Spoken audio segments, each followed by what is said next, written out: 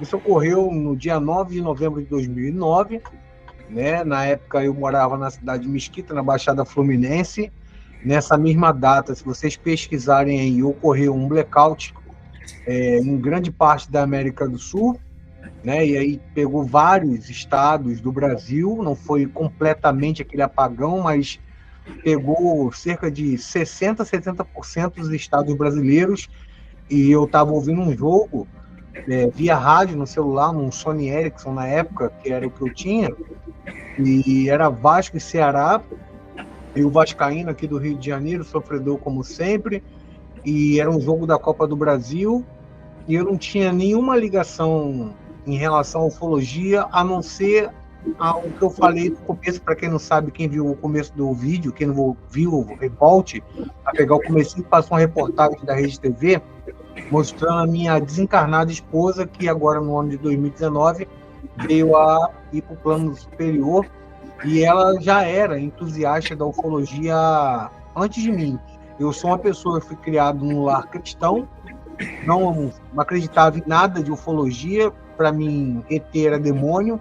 Depois eu parti para a área musical do rock, tive várias bandas de rock que tocou aí Circo Voador, abri show do NX0 no Sesc, toquei em várias casas de show, depois fiz carreira solo, pelos bares do mundo. Então, assim, meu vínculo de conhecimento era muito limitado em relação ao tema que a gente vai abordar hoje, que é a ufologia, que eu já abordo no meu canal há muito tempo, já que ninguém ouviu. Eu tenho um canal já há 6 anos chamado Mactubi Cósmico, cujo eu já entrevistei o próprio Cristiano, o próprio Ripa já esteve no meu canal também. O Cleito está convidado a participar de um bate-papo no nosso canal para falar desse projeto que é muito interessante, Brasil UFO, que eu nunca imaginei estar no meio, nesse métier, como hoje.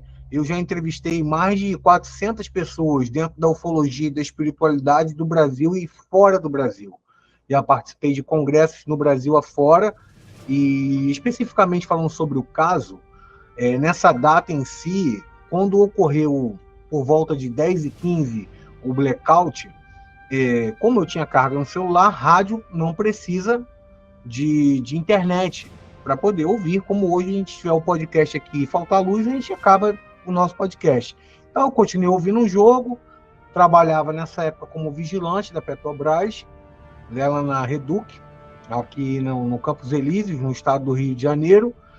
Voltei cansado, tinha feito um plantão de 48 horas, mas estava tranquilo, ouvindo o jogo, tal, deitado, sem falar nada de ufologia com a minha esposa. Ela respeitava eu ser cristão, e ela espiritualista, bruxa, ufóloga. Para mim ela era endemoniada, que Deus a tenha, foi uma grande mulher na minha vida. Mas até então cada um respeitava o seu espaço. A partir do momento que a rádio começou a anunciar que tinha ocorrido o caso, né, de vários apagões, que isso foi tipo o efeito cascata, e depois foi descoberto que foi em Furnas, que estava tendo uma tempestade, se eu não me engano, na cidade de Santa Catarina, no estado, aliás, de Santa Catarina, começou a descambar para do sudeste, do sul, aliás, sudeste e até o nordeste. Mas como a rádio, acho que se não me engano era a Rádio Tupi, tinha um gerador, eles conseguiram terminar a transmissão, e aí como eu me dei conta, falei assim, o negócio é sério. E um calor enorme, porque era novembro, como agora a gente está vivendo uma onda de calor muito grande aqui no Rio, no Sudeste, pelo Brasil afora. A gente estava vivendo também nessa época de 2009, esse fenômeno de tipo Laninha, o El Niño, enfim, era um fenômeno de calor muito grande, e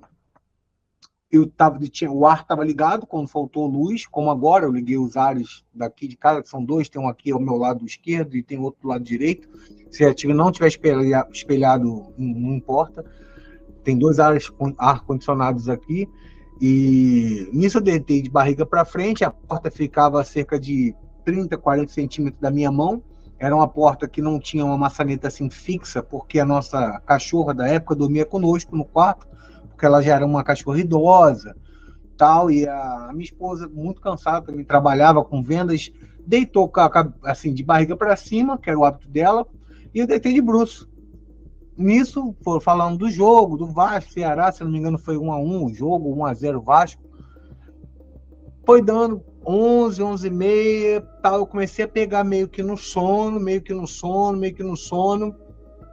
e nisso, eles falando que não tinha previsão de volta da energia elétrica. Aí eu comecei a baixar os olhos, eu senti como se a luz tivesse retornado. Não sei se vocês já tiveram essa experiência de fechar os olhos, como agora eu tô com uma luz muito forte aqui, de 50 watts. E você sabe que tem uma luz batendo ali. Eu senti essa luz, eu falei assim, não, voltou a energia, mas por que não voltou o ar-condicionado? Alguma coisa aconteceu. Quando eu abro os olhos, a porta estava fechada ainda, e um facho de luz, como alguém estivesse na minha sala, porque da minha porta para a sala tinha só esse vão, era uma parede. Então, eu vi esse facho, falei, tem alguém na minha sala. Eu tomei um susto, mas eu travei na hora.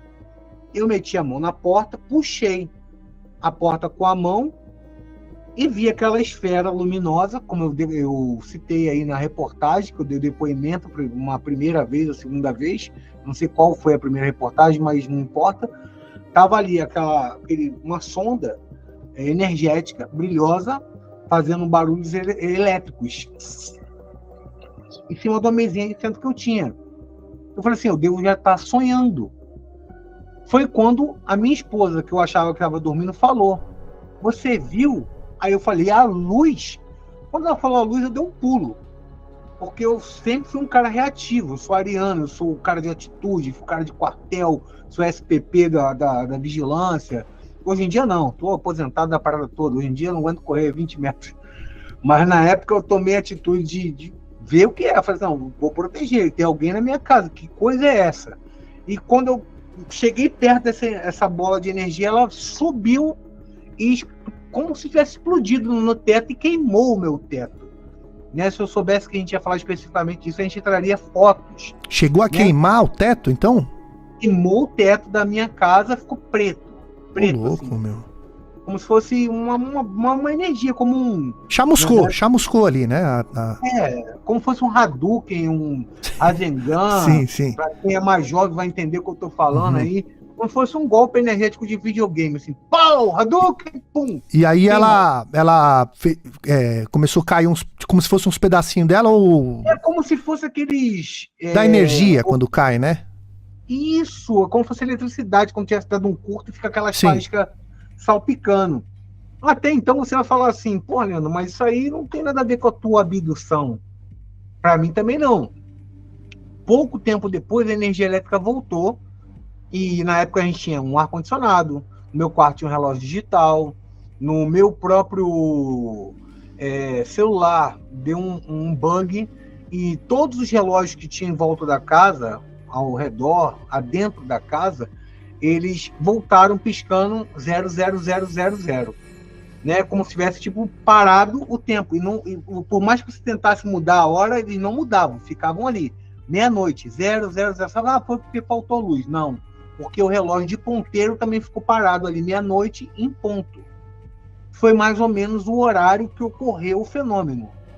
E eu perguntando a ela, eu peguei a lanterna, eu tinha 8 cães na época, de raça, cachorros grandes, eu tinha um terreno grande em Mesquita, na Rua Egídio, 757, quem quiser visitar esse endereço aí, pode ir lá, perguntar o testemunho do pessoal da época, pode ir na casa, tá lá, a casa virou uma casa de festa, agora foi vendida, uma das reportagens que eu participei tá lá, tem a imagem também, para quem procurar na internet, o teto queimado, e não tem explicação científica, porque por mais que o caso seja um caso, acho que mais, assim, com mais provas, porque eu filmei na época, tirei foto e ninguém deu relevância, porque eu não era ninguém na mídia, não tinha canal.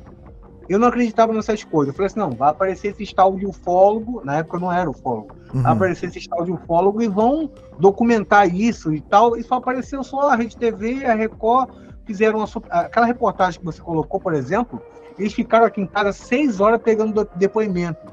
Eles colocaram as partes menos importantes do tudo que a gente abordou e mostrou para eles. Né? E eu fiquei assim, cara, só foi isso? Quando eu chamei família, chamei todo mundo para ver, falei assim, vocês vão ver que isso é verdade. Que ocorreu um fenômeno ufológico comigo. E o pessoal viu, mas falou ali 5 minutos, não, é porque na reportagem a gente tem que cortar e tem que ver. Canal aberto faz isso, né?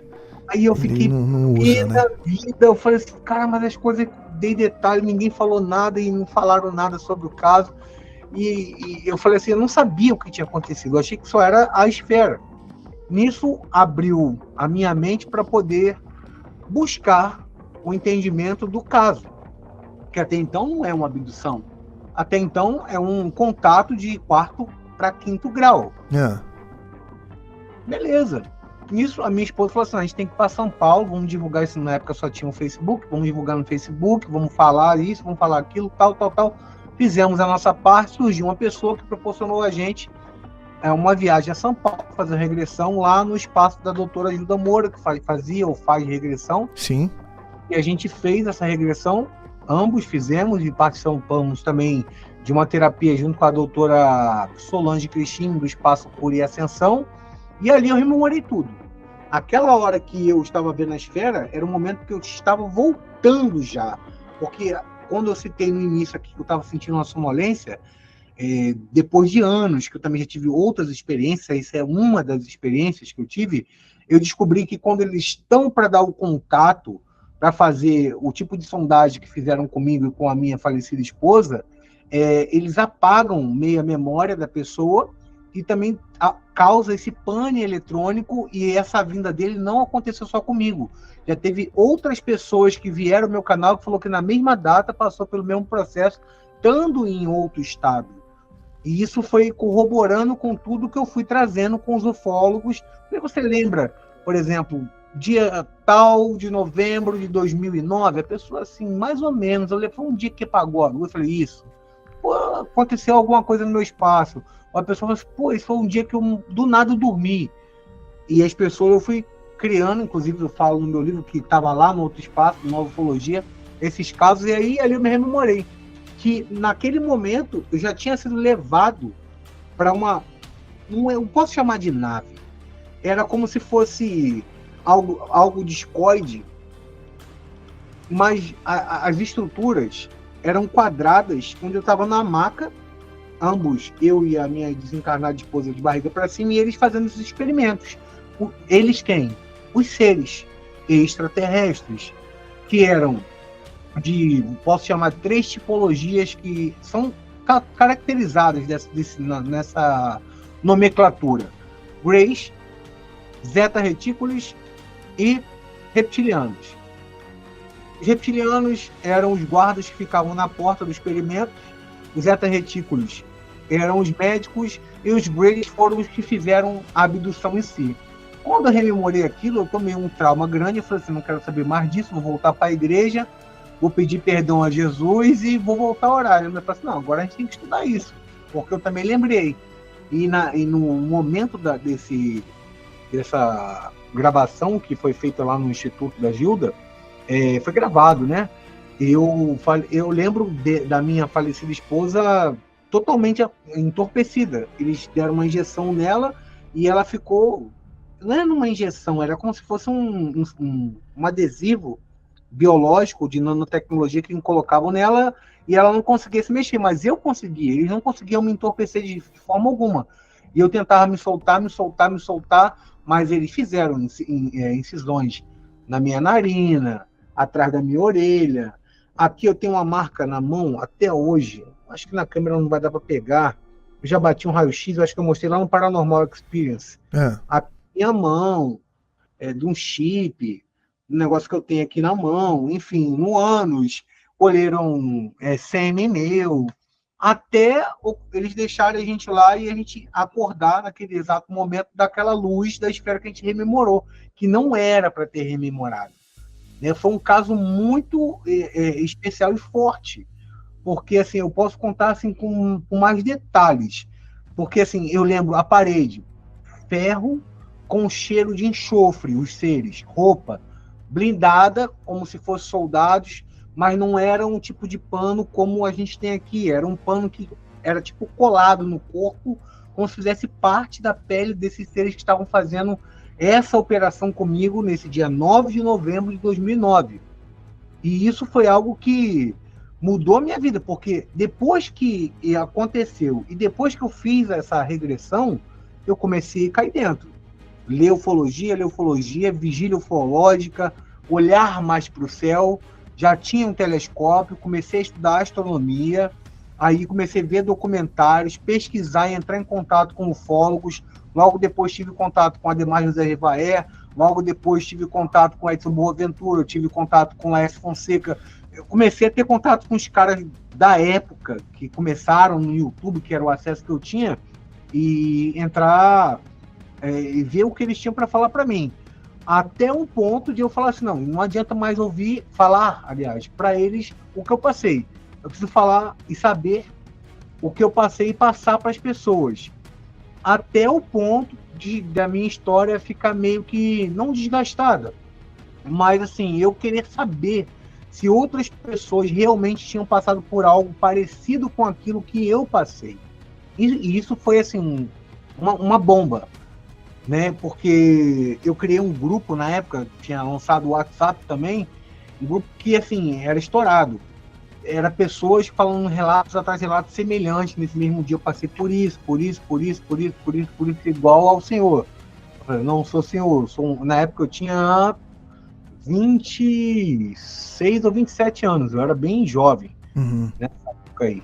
Não que eu seja velho hoje em dia. Sim. Eu acho que, enfim, mas aí abriu a ideia de eu criar o canal para poder entrevistar personalidades da ufologia juntamente com os estudos e desenvolvimento da pesquisa ufológica que até hoje eu desenvolvo com palestras, com cursos, com terapias, porque depois desse caso que ocorreu, que ficou o mais notório da minha carreira como Leandro Maktub, né, e da minha experiência como pessoa, de cunho mesmo, pessoal mesmo sendo redundante, mudou a minha jornada porque eu passei a ver o mundo com outros olhos, né? Eu passei a respeitar mais a parte espiritual ou ideológica ou religiosa de cada pessoa que estuda qualquer ramo que seja fora do comum, Cleiton. Então, basicamente, o caso se resume ao fato